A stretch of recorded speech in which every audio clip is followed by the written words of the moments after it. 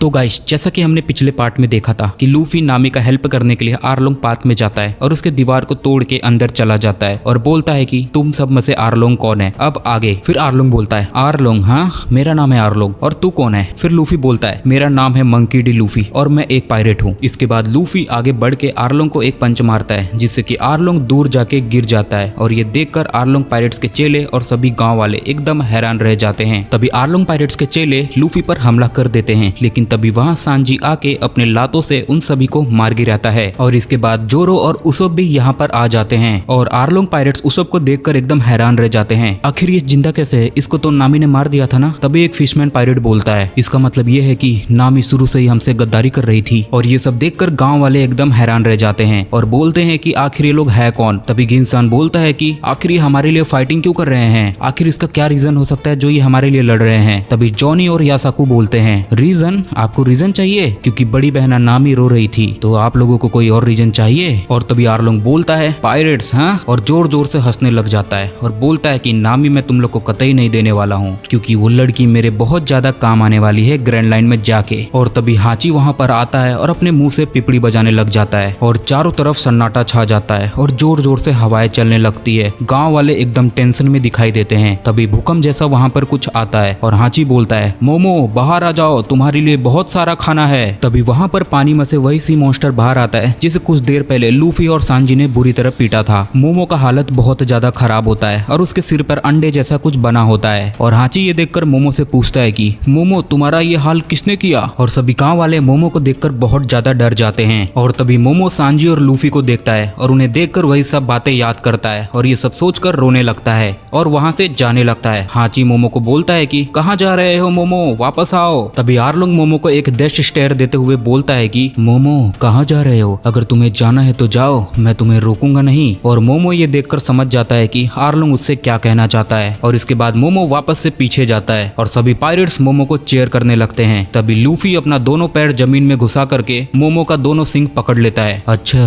तो उसके पास devil fruit की पावर है, और उसे उठा करके दूर समुद्र में फेंक देता है। और सभी गाँव वाले ये सब देखकर एकदम हैरान रह जाते हैं। मैं यकीन नहीं कर सकता कि एक इंसान इतने दूर एक इतने बड़े जानवर को फेंक सकता है। और हम देखते हैं कि लूफी का दोनों पैर जमीन में फंस जाता है। आखिर ये तुम कर क्या रहे हो, हाँ। तभी आरलोंग पायरेट्स के 3 सबसे ताकतवर पायरेट्स वहाँ पर आते हैं और आरलोंग को बोलते हैं कि आप आराम करिए, इन चिंदी चोरों को हम संभाल लेंगे। ठीक है, तुम्हें जो सही लगे वो करो। तभी हाची अपने मुंह से इंक फेंकता है। जोरो और सांजी उस इंक को डॉच कर देते हैं, लेकिन लूफी पर वो इंक गिर जाता है और उसे कुछ भी नहीं दिखाई दे रहा होता है। तभी हाची एक दीवार को उठा करके लूफी पर फेंकता है। लूफी भाग नहीं पाता क्योंकि उसका पैर फंसा हुआ होता है। और तभी सांजी आकर उसे बचा लेता है और उस दीवार को अपने लात से मार के तोड़ देता है। और फिर सांजी बोलता है कि अगर कोई किसी लेडी को रुलाने का कोशिश करेगा तो मैं उसे नहीं छोड़ूंगा। तभी एक कराटे फिशमैन आके बोलता है कि तो तुम इतने देर से एक लड़की के लिए लड़ रहे थे, ये तो बड़ी शर्म की बात है और मैंने इससे ज्यादा बकवास बात कभी नहीं सुनी। तभी सांजी बोलता है कि अगर तुमने एक और शब्द बोला तो मैं तुम्हें पका कर खा जाऊंगा, समझे आदि मछली। और ये सुनकर उसे बहुत ज्यादा गुस्सा आ जाता है और उससे लड़ने के लिए तैयार हो जाता है। और इस तरफ उसप लूफी को पैर को बाहर निकालने की कोशिश कर रहा होता है, लेकिन इससे लूफी बाहर नहीं आता बल्कि वो बस पीछे खिंचाया जा रहा होता है। तभी हाची वापस से उसके ऊपर एक दीवार का मलबा फेंकने वाला होता है। तभी जोरो आकर उसे रोक लेता है और बोलता है, ओए ऑक्टोपस, अगर तुझे लड़ना है तो मेरे साथ लड़, समझा। और हाची उस मलबे को उठा करके जोरो पर फेंक देता है, लेकिन उसे कुछ भी नहीं होता है और वो दोनों एक दूसरे से लड़ने के लिए तैयार हो जाते हैं। और इस तरफ उसप गलती से लूफी को छोड़ देता है, जिससे कि लूफी उस बड़े होठ वाले फिशमैन से जाके टकरा जाता है। और ये देखकर उसे बहुत ज्यादा गुस्सा आ जाता है। उसे लगता है कि उसप उसे मारने की कोशिश कर रहा है और उसे मारने के लिए उसके पीछे भागने लगता है। और इस तरफ आरलोंग उठ जाता है और लूफी की तरफ जाने लगता है और अपना हाथ जमीन में धंसा करके उस जमीन को उखाड़ देता है। और उसे मालूम है कि लूफी ने डेविल फ्रूट खाया हुआ है, तो वो उसे उठा करके पानी में फेंक देता है। और सांजी लूफी को बचाने के लिए पानी में कूदने जाता है, लेकिन जोरो उसे रोक लेता है और उसे बोलता है वो फिशमैन यही चाहते हैं कि हम पानी के अंदर जाएं, उनका ताकत पानी में डबल हो जाता है। अगर हमें लूफी को बचाना है तो हमें इन्हें 10 सेकंड के अंदर हराना होगा। और जोरो हाची से लड़ने के लिए और सांजी फिशमैन कराटे से लड़ने के लिए तैयार हो जाते हैं और वो उन पर दौड़कर हमला करते हैं। और इस तरफ लूफी पानी के एकदम गहराई में पहुंच जाता है और दूसरी तरफ उसप अभी भी फिशमैन से बचने के लिए भाग रहा होता है। और इस तरफ जोनी और यासा को सोचते हैं कि अगर ऐसे ही चलता रहा तो लूफी जल्दी मर जाएगा। और तभी गेंसान यहाँ पर आ जाते हैं और बोलते हैं कि मैं लूफी को बचाने के लिए पानी के अंदर जा रहा हूँ। और नोजुको भी आके बोलती है कि मैं भी आपके साथ चलूंगी। और इस तरफ हम देखते हैं कि लूफी पानी के अंदर डूबता ही जा रहा था। और इस तरफ जोरो हाची से फाइट करने के लिए आगे बढ़ता है है। जोरो अपने पिछले फाइट से अभी तक रिकवर नहीं हुआ था और उसे बीच लड़ाई के बीच में बुखार भी आ जाता है और वो बहुत ज्यादा दर्द में दिखाई दे रहा होता है। तभी उसके सामने हाची आके उसे बोलता है, अब तुम्हारे सामने 6 स्वॉर्ड स्टाइल आने वाला है। सांजी का ध्यान जोरो पर होता है और इसी चीज का फायदा उठाकर वो कराटे फिशमैन सांजी पर अटैक कर देता है और इससे सांजी पीछे दूर जाकर गिर जाता है और बहुत ज्यादा घायल हो जाता है। और फिर हाची कहता है कि अब तुम्हारे सामने 6 स्वॉर्ड स्टाइल आने वाला है और जोरो ये देखकर बोलता है 6 स्वॉर्ड? हाँ, ऐसी कोई चीज ही नहीं होती है। फिर जोरो बोलता है कि मुझे एक इंसान से मिलना है और मुझे इस इंसान से मिलने के लिए कोई भी रोक नहीं सकता है और मैं दुनिया का सबसे ताकतवर स्वॉर्ड्समैन बनने के लिए कुछ भी कर सकता हूँ। और इस तरफ उसप अभी भी उस फिशमैन से बचने के लिए भाग रहा है और इस तरफ समुद्र के अंदर गेनसान और नोजिको पानी के अंदर पहुंच जाते हैं और लूफी को जगाने की कोशिश करते हैं और गेनसान उस पत्थर को तोड़ने की कोशिश करते हैं जिसके अंदर लूफी का पैर फंसा हुआ होता है और उस पत्थर को तोड़ते हैं और लूफी बिल्कुल बेहोशी के हालत में होता है। और इस तरफ सांजी उठ जाता है और अपने पॉकेट से एक सिगरेट निकालता है और उसे पीने लग जाता है और बोलता है, अगर इस ऑक्टोपस का लाद 40 किलो का होगा तो मुझे जो जेफ मारते थे वो 400 किलो का होगा। और इस तरफ जोरो हाची से कहता है, अब मैं तुझे दिखाता हूँ कि 3 स्वॉर्ड स्टाइल क्या चीज है। जॉनी, यासाकू, मुझे अपनी तलवार दो। और दोनों अपनी तलवारें जोरो की तरफ फेंक देते हैं और इस तरफ हाची जोरो पर हमला करने वाला होता है और जैसे ही जोरो अपना 3 स्वॉर्ड स्टाइल का यूज करता है हाची बुरी तरह से घायल हो जाता है। तू ये कैसे कर सकता है? हाँ, मेरे पास 6 स्वॉर्ड स्टाइल है। और फिर जोरो को क्वीना से किया हुआ उसका वादा याद आता है कि वो क्वीना के लिए इस दुनिया का सबसे ज्यादा खतरनाक स्वॉर्ड्समैन बनेगा, इतना ज्यादा ताकतवर कि उसकी आवाज हेवन तक पहुंच जाए। और तभी हाची अपना ऑक्टोपस स्टांस का यूज करके जोरो पर अटैक कर देता है लेकिन जोरो उसे रोक लेता है। लेकिन हाची उस पे उसी जगह पर अटैक करता है जहां पर उसे चोट लगी होती है और वो जोरो को हवा में उछाल देता है और अपनी तलवारें को गोल गोल घुमाने लगता है और जोरो नीचे आने लगता है उसके तलवार के पास। लेकिन तभी जोरो कुछ ऐसा करता है जिससे कि हाची की एकदम फट जाती है और तभी जोरो उठता है और बोलता है, अगर मुझे तुम्हें हराना है तो मुझे तुमसे बेहतरीन होना पड़ेगा, तभी मैं मीहॉक को हरा सकता हूँ। और तभी जोरो ड्रैगन ट्विस्टर नाम का एक अटैक यूज करता है और हाची की सारी तलवारें को एक ही बार में तोड़ देता है और आर्लोंग भी ये देखकर एकदम शॉक हो जाता है और हाची सोचता है कि मैं एक 3 तलवार वाले से कैसे हार गया। और फिर हाची जमीन पर गिर जाता है और तभी कराटे फिशमैन आकर जोरो पर अटैक करने वाला होता है लेकिन तभी वहां पर सांजी आकर उसे बचा लेता है और कराटे फिशमैन सांजी को देखकर शॉक हो जाता है। वो सोचता है कि मैंने उसे इतना तेज लात मारा था, उसे तो मर जाना चाहिए था, लेकिन सांजी अभी भी जिंदा होता है। और सांजी देखता है कि जोरो बहुत ज्यादा घायल है तो वो डिसाइड करता है कि वही जाकर लूफी को पानी के अंदर से निकालेगा। फिर सांजी पानी के अंदर कूद जाता है लूफी को बचाने के लिए और पानी के अंदर गेनसान और नोजिको लूफी को बचाने की कोशिश कर रहे होते हैं और नोजिको लूफी का सर बाहर लेकर आ जाती है ताकि वो सांस लेते रहे। और तभी वो फिशरमैन यहाँ पर आ जाता है और सांजी को बहुत बुरी तरीके से मार देता है। और इस तरफ नोजिको लूफी से कहती है, लूफी प्लीज वापस आ जाओ, हमें तुम्हारी जरूरत है। वो कराटे वाला फिशमैन थोड़ा भी सांजी को मौका नहीं देता है और उस पर लगातार अटैक करता रहता है। उसके किक, उसके पंचेस सांजी को बहुत बुरी तरीके से मार रहे होते हैं और सांजी बहुत बुरी तरीके से घायल हो जाता है और सांजी एक पहाड़ के सामने जाकर टकरा जाता है। सांजी बहुत देर से पानी के अंदर होता है तो वो ऑक्सीजन लेने के लिए पानी के ऊपर जाने का ट्राई करता है और जैसे ही वो ऊपर जाता है वो देखता है कि वो कराटे वाला फिशमैन उसी का इंतजार कर रहा होता है पानी के सरफेस के ऊपर। और सांजी सांस लेने के लिए ऊपर जाने का ट्राई करता है लेकिन वो फिशरमैन सांजी को पकड़कर नीचे लेकर जाने लगता है और जब वो सांजी को नीचे लेकर जा रहा होता है तो स्पीड बहुत ज्यादा ताकतवर होता है जिससे कि बहुत ज्यादा स्पीड की वजह से सांजी के इंटरनल ऑर्गन डैमेज होने लगते हैं और उसके मुंह से खून निकलने लगता है। लेकिन सांजी अभी भी मरा नहीं था और वो समझ जाता है कि वो इस फिशरमैन को कैसे हरा सकता है। सांजी उसके छाती पर काट लेता है जिससे कि वो हर एक मछली की तरह तड़पने लग जाता है। सांजी ने एक तरीके से इसके गिल्स के ऊपर हमला किया जहाँ पर सारे फिश सांस लेते हैं और सांजी सरफेस से बाहर आ जाता है और उस कराटे वाले फिशमैन को बाहर आने के लिए कहता है और वो कराटे वाला फिशमैन वापस से बाहर आ जाता है। और इसके बाद वो फिशमैन बोलता है कि अब मैं तेरे ऊपर सबसे खतरनाक टेक्निक का यूज करने वाला हूँ जिससे कि तेरा बचने का चांस एकदम 0% हो जाएगा। और फिर सांजी अपना एकदम स्पेशल अटैक का यूज करता है और तभी सांजी अपना कोलेशियल सूट नाम का एक अटैक यूज करता है और उस फिशमैन को एक जबरदस्त लात मारता है और जब धुआं हटता है तो हम देखते हैं कि वो कराटे वाला फिशमैन हार चुका होता है। और इस तरफ हम देखते हैं कि उसप मरा हुआ होता है लेकिन वो मरा हुआ नहीं होता है बल्कि वो नाटक कर रहा होता है ताकि ये फिशमैन यहाँ से चला जाए। और ये जो आसपास उसके खून गिरे हैं वो खून नहीं होता है बल्कि वो टोमेटो केचप होता है। फिर वो फिशमैन उसे मरा हुआ समझकर वहाँ से जाने लग जाता है और जैसे ही वो फिशरमैन वहाँ से चला जाता है तभी उसप उड़ जाता है और अपने शरीर पर धूल लगाने लग जाता है ताकि सबको लगे कि उसने बहुत बहादुरी से लड़ा है और साथ में बहुत सारे बहाने सोच रहा होता है ताकि लूफी जोरो सांजी को बता सके कि उसने इस फिशमैन को कैसे बहादुरी से हराया। और वो अपना झूठी कहानी सोचने लग जाता है जैसे वो मिस काया को अपनी झूठी झूठी कहानी सुनाया करता था। और तभी उसप सोचता है कि कैसे लूफी ने उसको अपना दोस्त माना था और जोरो ने कैसे हार को एक्सेप्ट किया मौत के लिए और एकदम बहादुरी से लड़ा। और सांजी जिसने नामी के लिए आर्लोंग तक को चैलेंज कर दिया और जोनी और यासाकू अपना काम बखूबी कर रहे थे ताकि गांव वाले आरलोंग पायरेट से मारे ना जाए। और उसप समझ जाता है कि वो कितना बुरा इंसान है और एक नंबर का डरपोक है वो। और फिर उसप रोने लग जाता है और तभी उसप भागने के बजाय बहादुरी से चिल्लाकर उस फिशमैन को बोलता है, ओए रुक जा।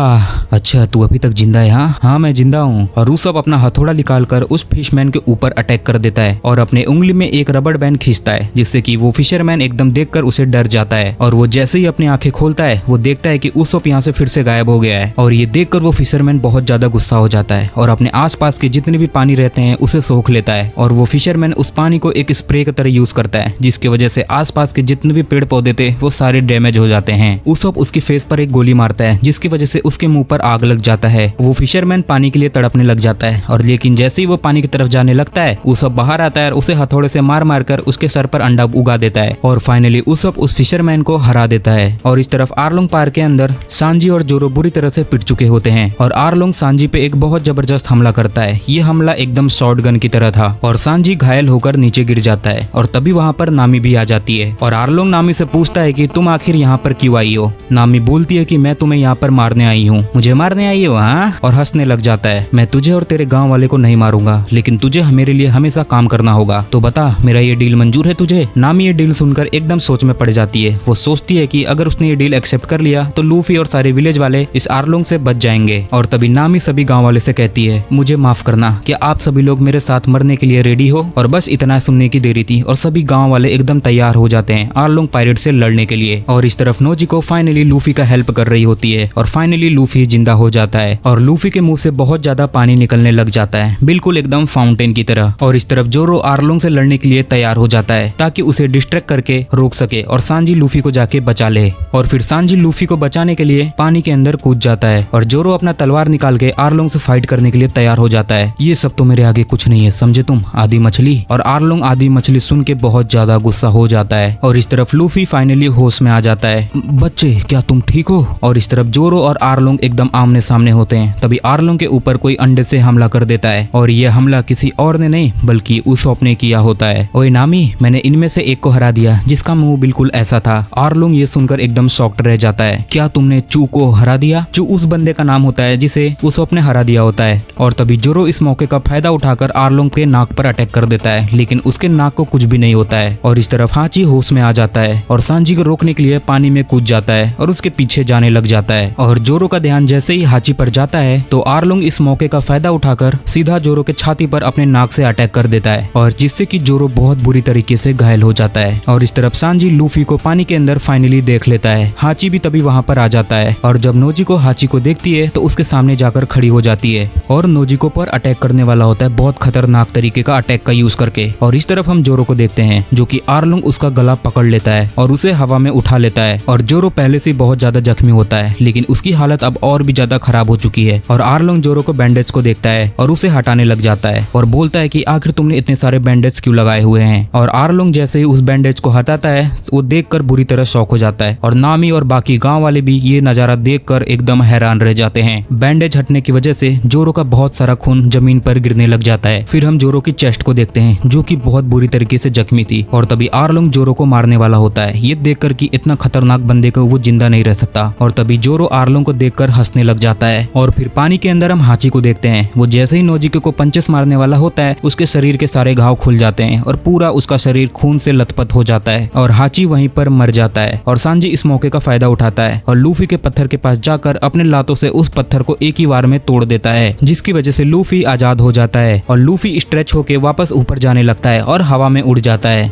और ये देखकर नामी बहुत ज्यादा खुश हो जाती है और आरलोंग बहुत ज्यादा गुस्सा। लूफी अपना हाथ बढ़ा करके जोरो को पकड़ने की कोशिश करता है और उसे उछाल के कहीं दूर फेंक देता है। फिर लूफी आरलोंग पार्क के अंदर आकर उसको अपने सर से मारता है और उसके ऊपर पंचेस की बरसात कर देता है, लेकिन इससे आरलोंग को कुछ भी नहीं होता है। फिर वो लूफी से पूछता है कि तुझ में और मुझ में क्या फर्क है? और फिर आरलोंग लूफी का सर खाने के लिए आगे बढ़ता है और अपने दांत से बहुत जबरदस्त अटैक करता है, लेकिन लूफी उस अटैक को डॉज कर देता है। और फिर आरलोंग का जबड़ा एक पिलर के ऊपर तगड़ा जाता है और सबको लगता है कि इससे आरलोंग का जबड़ा टूट जाएगा, लेकिन ऐसा कुछ भी नहीं होता है, बल्कि वो पिलर ही टूट जाता है। लेकिन आरलोंग को दांत को एक खरोच भी नहीं आती है। और फिर आरलोंग लूफी को बोलता है, अब मैं तुम्हें दिखाता हूँ कि फिशमैन और ह्यूमंस में क्या डिफरेंस होता है। और इस फाइट के ऊपर पूरे ईस्ट ब्लू का फ्यूचर डिपेंड होता है। अगर लूफी यहाँ पर हार गया तो पूरे ईस्ट ब्लू का फ्यूचर खतरे में हो जाएगा। फिर लूफी अपने हाथों से एक पत्थर को तोड़ देता है और तलवार उठाकर आरलोंग पर अटैक करने लग जाता है, लेकिन आर्लोंग उस तलवार को आसानी से तोड़ देता है और उसके एक तलवार को अपने दांतों के जबड़े से तोड़ देता है। लेकिन लूफी फिर भी रुकता नहीं है और उसके मुंह पर एक जबरदस्त पंच मार देता है, जिसकी वजह से आर्लोंग नीचे गिर जाता है और उसके सारे दांत टूट जाते हैं। लेकिन हम देखते हैं कि इससे उसको कुछ भी फर्क नहीं पड़ता है और आर्लोंग अपने पुराने दांत को निकालता है और एक नया दांत उग जाता है। आर्लोंग हंसता है और बोलता है, ऊपर वाले ने हमें ऐसी काबिलियत दी है जो तुम जैसे इंसानों के पास नहीं होती है, और कहता है कि अब तुझे मालूम पड़ा होगा कि तुझ में और मुझ में क्या फर्क है। फिर आर्लोंग अपने दांतों को हाथ में लेता है और लूफी पर अटैक करने लग जाता है, लेकिन हम देखते हैं कि वो लूफी नहीं होता है, बल्कि लूफी एक फिशरमैन को अपने हाथ में लेकर खुद को शील्ड की तरह यूज करता है और आर्लोंग उसी के ऊपर अटैक करके उसे घायल कर देता है। और ये देखकर आर्लोंग को बहुत ज्यादा गुस्सा आ जाता है। फिर आर्लोंग अपने दोनों हाथ में दांत ले लेता है और लूफी के ऊपर हमला करने जा रहा होता है, और तभी लूफी को एक आइडिया याद आता है और आर्लोंग के मुंह के ऊपर अटैक करता है और उसके दांत को बाहर निकालकर लूफी उसके दांत को अपने दांत में फंसा लेता है। और आर्लोंग ये सब देखकर बहुत ज्यादा गुस्सा आ जाता है और बोलता है कि आखिर तेरा ये मजाक कब तक चलने वाला है, हाँ। फिर आर्लोंग लूफी के ऊपर हमला कर देता है और लूफी भी आर्लोंग के ऊपर हमला करता रहता है और उसे आर्लोंग के दांतों से काटता रहता है। और आर्लोंग लूफी को बोलता है कि ये दांत लगाने से तुम मुझे कुछ भी नहीं कर पाओगे। दांत का यूज करने के लिए जबड़ा ताकतवर होना चाहिए, जो कि तुम्हारा जबड़ा बिल्कुल भी ताकतवर नहीं है। हम फिशमैन एक सुपर स्पेसीज होते हैं और ये ताकत सिर्फ हमारे पास ही होता है, तुम जैसे चिंदी चोरों के पास नहीं होता है। और ऐसा बोल के आर्लोंग लूफी के हाथों पर बहुत तेजी से काट देता है। लूफी बहुत ज्यादा दर्द से चिल्ला रहा होता है और अपनी एक टांग को ऊपर उठाकर आर्लोंग के सर के ऊपर एक जोरदार वार करता है और उसे जमीन पर पटक देता है, जिसकी वजह से उसके दांत खुल जाते हैं और लूफी अपना हाथ उसके दांतों से बाहर निकाल लेता है। लूफी और आर्लोंग दोनों जमीन पर पड़े होते हैं। आर्लोंग उठता है और जोर जोर से हंसने लग जाता है, और जब लूफी उठता है वो देखता है कि आर्लोंग यहाँ से जा चुका होता है। फिर लूफी पानी में देखता है और आर्लोंग पानी के अंदर होता है, और आर्लोंग पानी के अंदर से बोलता है कि एक बार मैं पानी के अंदर चला गया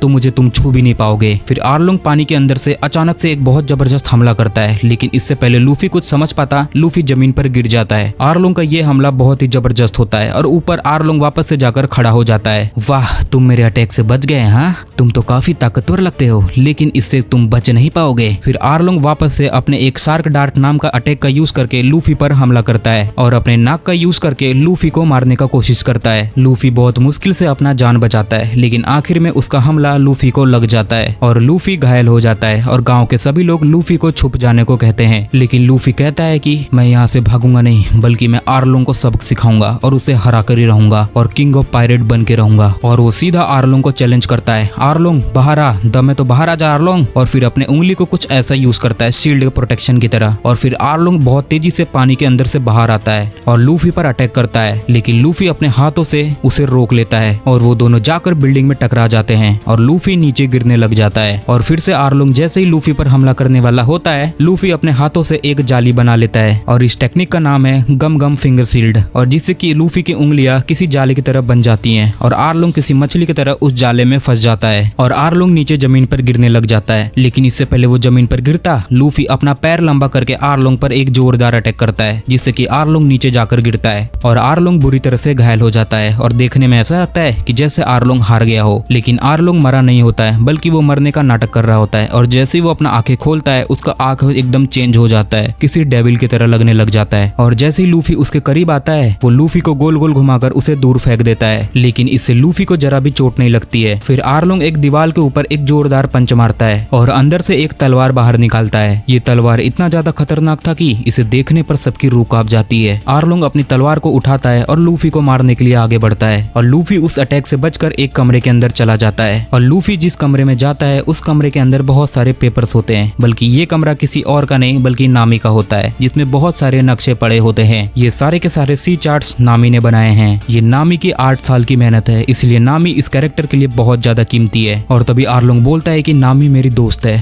फिर लूफी बोलता है कि नहीं, नामी तेरी दोस्त नहीं है, बल्कि हमारी दोस्त है और हमारी शिप की नेविगेटर है। और तभी आर्लोंग लूफी का मजाक उड़ाता है और बोलता है कि अगर नामी तुझ जैसे के लिए काम करेगी तो उसके लिए बहुत बेइज्जती की बात है। लेकिन लूफी उसके बातों को ध्यान नहीं देता है और सामने एक पेन को देखता है जिसमें कि बहुत ज्यादा खून लगा होता है। आर्लोंग अपना तलवार लूफी के गले के ऊपर रख देता है और बोलता है कि इस पूरी दुनिया पर राज हम फिशरमैन करेंगे और सबसे पहले हम लोग ईस्ट ब्लू पर कब्जा करेंगे। लूफी अभी भी उस पेन को देख रहा होता है और आर्लोंग लूफी से कहता है, क्या तो उस लड़की को हमसे अच्छा यूज कर पाएगा, हाँ? और ये सुनकर लूफी को बहुत ज्यादा गुस्सा आता है और फिर लूफी उस पेन को नीचे रखता है और आर्लोंग की तलवार को एक ही झटके में तोड़ देता है। तूने नामी का यूज करके बहुत बड़ी गलती कर दी आर्लोंग। नामी, हाँ, मैं उसका यूज करूंगा और ग्रैंड लाइन को कब्जा करूंगा, वो मेरे बहुत काम की चीज है। लूफी एक लात मार के एक टेबल को तोड़ देता है और वो बहुत ज्यादा गुस्सा हो जाता है और सभी चीजों को बाहर फेंकने लग जाता है। और नामी बाहर खड़ी होकर ये सब देख रही होती है और वो सब याद करती है कि ये वही रूम है जिसमें आर्लोंग उसे 8 साल पहले लेकर आया था और आर्लोंग इससे जबरदस्ती मैप बनवाया करता था। और नामी उस कमरे में हर दिन बेला मेरा और नोजिको को याद करते हुए गुजारती थी और हमेशा अपने आप को उस कमरे में अकेले पाती थी। आर्लोंग लूफी के गले को काट रहा होता है, तभी लूफी आर्लोंग के नाक को पकड़ता है और उसे टेढ़ा कर देता है। फिर लूफी आर्लोंग को बोलता है, मुझे मालूम पड़ गया है कि नामी इधर से क्यों नहीं जा रही है, अब मैं इस कमरे को ही तबाह कर दूंगा। फिर लूफी अपने पैर को एकदम लंबा कर देता है किसी टावर की तरह और उस अटैक का नाम होता है बैटल एक्स। और तभी आर्लोंग भी घूमते हुए लूफी पर अटैक करने आता है, लेकिन लूफी अपना पैर जो लंबा किया होता है उससे आर्लोंग पर एक जबरदस्त अटैक करता है, जिससे कि आर्लोंग नीचे जमीन में धंस जाता है और वो बुरी तरह से घायल हो जाता है। और आर्लोंग दर्द से चिल्लाने लगता है और 4 फ्लोर नीचे जाकर गिर जाता है। लूफी के इस अटैक की वजह से पूरी बिल्डिंग पर असर पड़ता है और देखते ही देखते पूरी बिल्डिंग टूट जाती है और आर्लोंग पार्क नीचे गिर जाता है। सभी लोग ये चीज देखकर एकदम शॉक्ड रह जाते हैं और सभी लोग लूफी का चिंता कर रहे होते हैं। सभी लोग सोच रहे होते हैं कि इस लड़ाई में आखिर जीता कौन है। और तभी सूरज की रोशनी आर्लोंग पार्क के ऊपर पड़ती है और हम देखते हैं कि लूफी जिंदा है।